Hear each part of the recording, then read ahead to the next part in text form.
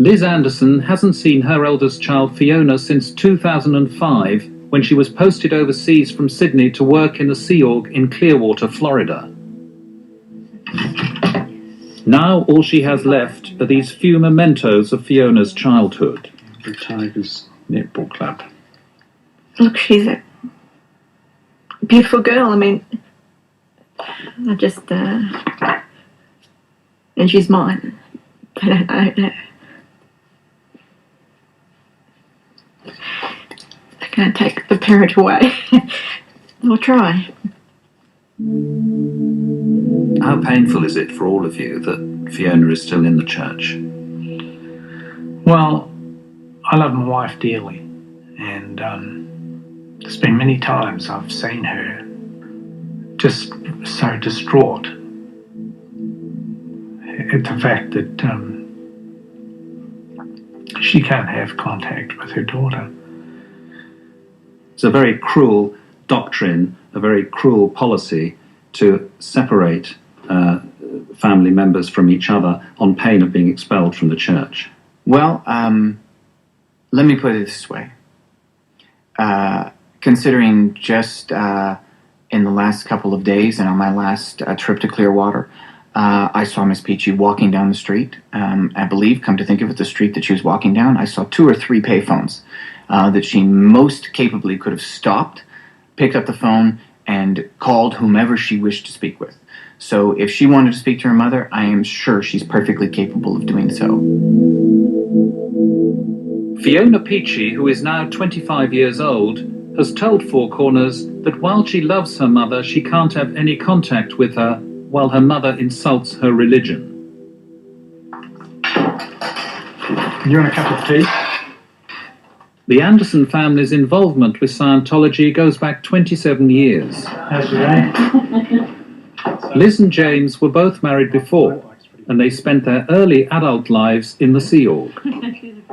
When they became a couple, they fled the Sea Org and were expelled from the church.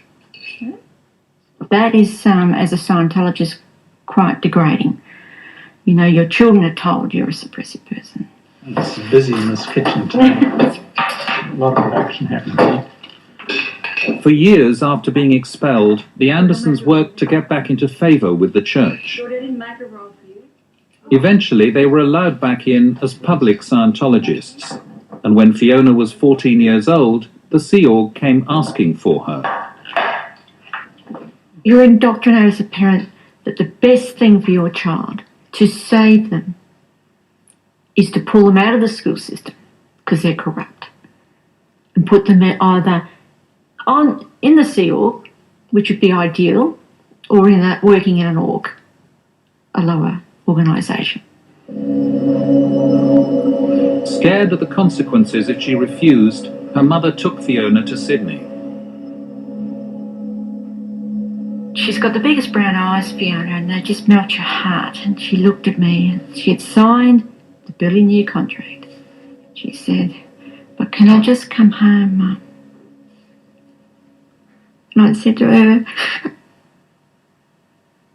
"Don't ever ring me and say you want to come home, because I can't do that for you, because you'll be declared a suppressive person if I take you."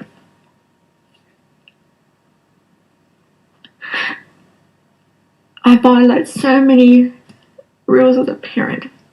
I signed over guardianship of our girl. Fiona was recruited into the Sea Org at the youngest legal age for a child to leave school and start work. And I stepped away.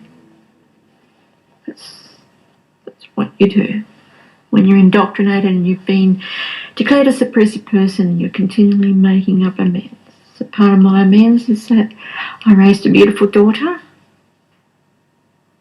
and I gave her to the church. Right or wrong, I take responsibility for my actions. In 2005, Liz and James allowed their youngest child, Jordan, to follow in Fiona's footsteps. I wanted to join the Sea Org ever since I was 2 years old. I remember walking around saying I'm going to be a counsellor in the Sea Org. I love the uniform and I wanted to have that honour as a Sea Org member. So I signed a contract for 1 billion years. Why do you recruit children into the Sea Org?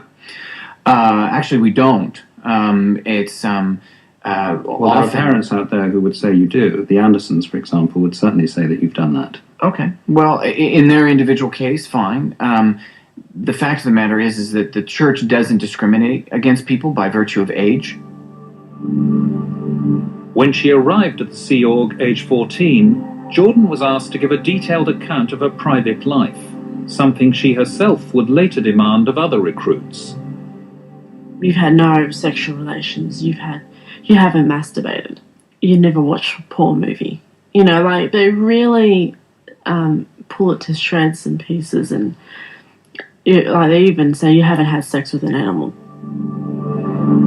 Jordan Anderson was posted to the HCO, the Hubbard Communications Office in Sydney, where she worked as a personnel control officer. She says she had an average of 3 days off a year. The job carried great responsibilities, the pay was minimal, and the hours excessive. I stayed up 72 hours once, just trying to get someone approved to go auditor training overseas. 72 hours without sleep. Mm. And you were 15 at the time. Well, if that is actually the case, that would be utterly and completely unacceptable. The Sea Org provided Jordan with free board and lodging here in Sydney. But her work involved long hours, and once, she says, when she failed to recruit a member of the public, she was severely punished. She was told to scrub out a dumpster.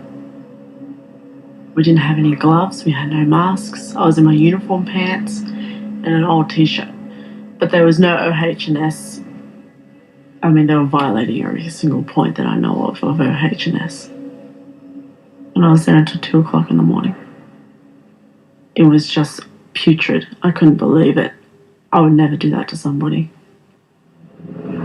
When Liz Anderson heard what had happened to her daughter, she was incensed. I was angry.